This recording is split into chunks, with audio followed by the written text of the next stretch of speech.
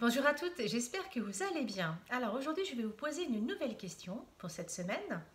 Comment appréhender l'année 2021?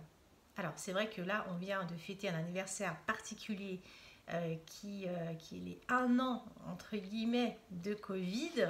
Donc avec toute la période de confinement, de couvre-feu, de déconfinement. Et c'est vrai que on a beau se dire que l'année 2021 sera différente, pour l'instant, c'est vrai qu'elle ressemble beaucoup à l'année 2020. Alors déjà, ce qu'il faut se rappeler, le premier point, c'est que le changement est permanent. Il y a un dicton oriental qui dit: la vie est un changement permanent et la seule chose qui ne change pas, c'est que tout change tout le temps. C'est vraiment l'idée de se dire qu'on aura beau faire quoi que ce soit, il y aura toujours des événements dans notre vie qui feront que, eh bien, on va rebondir, on va avoir des soucis, on va faire différemment. Et c'est vraiment l'état d'esprit dans lequel il faut que vous vous mettiez.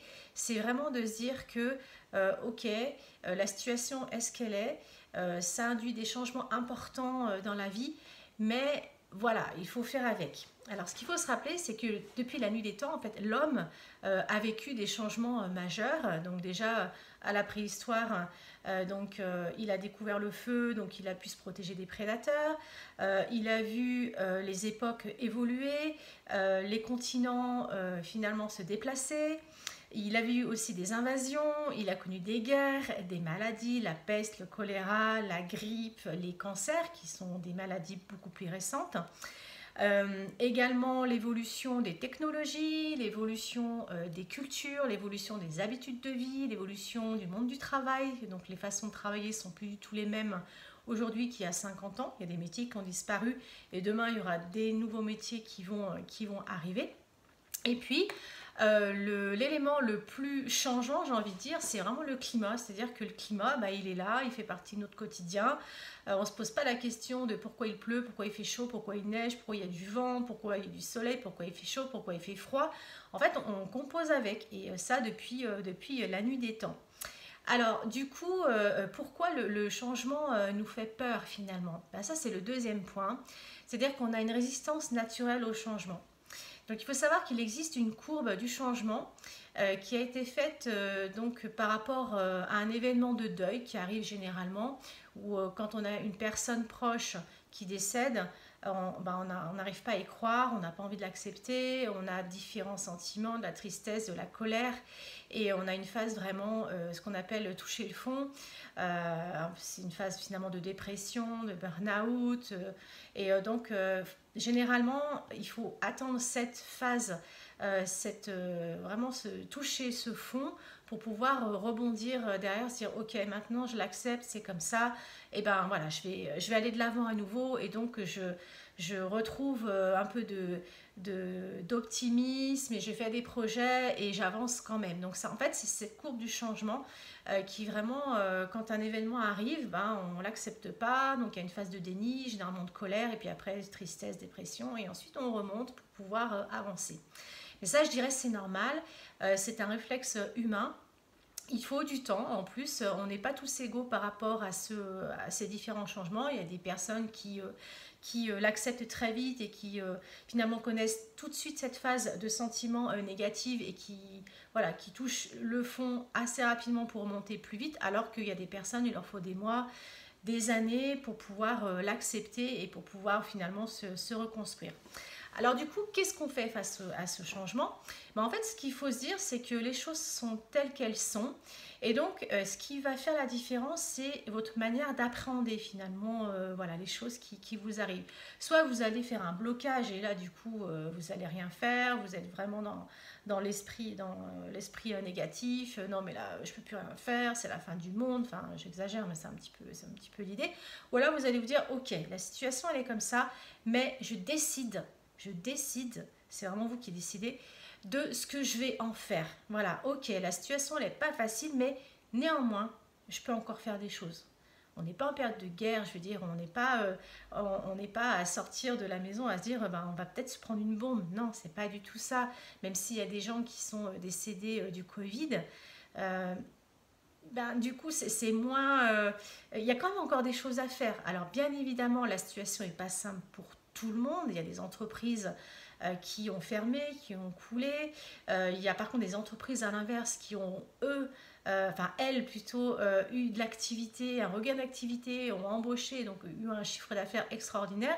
De toute façon, dans n'importe quelle crise, n'importe quel événement qui peut arriver, il y a toujours des gagnants et des perdants. Et ça a été, c'est constant. C'est-à-dire que ce soit une crise politique, une crise sanitaire, une crise financière, il y a toujours eu finalement des perdants et des gagnants. Alors du coup, c'est vous dire, moi, ok, qu'est-ce que je décide de faire? Est-ce que je décide d'y aller, de continuer, ou est-ce que je me morfonds dans mon coin? C'est vraiment important de se poser la question. Alors du coup, qu'est-ce qu'on peut faire finalement face à ce changement? Parce que le tout, c'est pas de se dire, ok, j'avance, mais je fais quoi finalement? L'idée finalement, c'est de faire plusieurs choses. Alors, je vais vous donner des idées qui pour moi me semblent les plus importantes. Vous avez sûrement aussi fait des choses de votre côté, mais voilà ce que je peux vous partager aujourd'hui. La première chose, continuez à vous fixer des projets, à imaginer vos rêves et donc à fixer des objectifs et des étapes pour arriver à ces projets et aller vers ces rêves. Alors bien évidemment, la conjoncture actuelle fait qu'on ne peut pas le faire de la même manière qu'il y a 1 an ou 2 ans en arrière, mais justement, il faut quand même mettre des actions en place et voir ce que vous pouvez quand même faire et les actions que vous devez faire différemment de ce que vous auriez imaginé. Donc ça, c'est la première chose. Continuez à vous fixer des projets et donc à avoir des rêves. Ensuite, deuxième chose, continuez à vous former. Il existe pléthore de formations aujourd'hui, qu'elles soient gratuites ou payantes, dans tous les domaines de vie. Donc si vous avez besoin dans votre activité d'actualiser vos connaissances et de faire différemment, allez-y. Ou à l'inverse, si vous êtes en reconversion, si en fait vous avez pris ce temps pour réfléchir sur ce que vous vouliez faire par la suite et vous dire non, finalement c'est peut-être le moment pour moi de changer de voie, et bien vous avez plein de formations et plein de structures qui peuvent vous accompagner à la reconversion. Donc ça, c'est très important. Continuez à vous former toujours. Ensuite, troisième chose, et c'est un élément vraiment très important, c'est de bien s'entourer. Vraiment, excite les personnes toxiques, énergivores, négatives, pessimistes, tout ce que vous voulez. C'est pas des bonnes personnes qui vont vous tirer vers le haut, elles vont plutôt vous tirer vers le bas. Mais entourez-vous de mentors, entourez-vous de bonnes personnes positives, entourez-vous, rejoignez des groupes professionnels, des groupes de pairs, constituez-vous un réseau vraiment qui va vous soutenir dans ces moments un peu plus délicats, plus difficiles, où par moments vous ne saurez pas trop par quel bout commencer. Des fois, vous avez des très bons conseils. C'est vraiment l'intelligence collective. Donc, c'est important de ne pas rester seul et de bien s'entourer. Ensuite, quatrième chose, c'est faire preuve de résilience. Il va falloir mettre des actions en place, mais forcément, ça peut ne pas marcher ou marcher tout de suite. Ça dépend vraiment de ce que vous mettez en place. Et donc, à ce moment-là, il faut vraiment se dire, ok, ça fonctionne, c'est très bien. Ça fonctionne pas, je réajuste, je modifie, je fais différemment. Mais il ne faut pas abandonner, il ne faut pas laisser tomber. Cinquième chose, alors du coup c'est un peu en lien avec les personnes toxiques, c'est d'arrêter d'écouter les informations à longueur de journée qui vous disent que tout est catastrophique. Ça, c'est en termes de morale et de mindset, c'est vraiment un désastre. Moi personnellement, j'écoute pas la télé, j'écoute très peu la radio. Moi je regarde juste les informations par exemple sur LinkedIn où il y a vraiment l'essentiel de l'essentiel à savoir. Il n'y a pas besoin d'attendre la énième annonce du gouvernement ou les tonnes d'analyses des super spécialistes qui savent tout sur tout. Donc prenez vraiment l'information avec parcimonie, allez chercher l'information là où elle est vraiment essentielle et surtout n'écoutez pas en boucle le pessimisme ambiant.